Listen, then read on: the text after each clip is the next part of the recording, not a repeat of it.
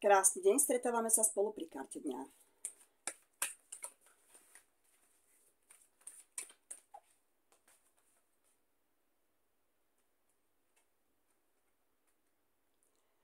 Táto karta hovorí o nových začiatkoch.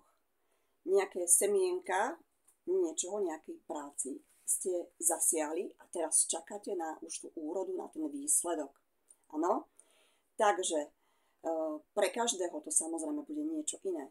Pre niekoho to môže byť vzťahová rovina, alebo pre niekoho to kľudne môže byť práca, pokrok, ale aj duchovná cesta, duchovný dar, alebo zlepšenie zdravia, ako nejaký nový smer, nové poznanie, hej? Nová cesta. Veľmi ale úspešná. Ešte si pozrieme afirmáciu.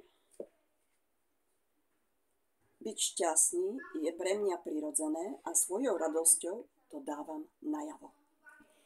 Majte sa krásne.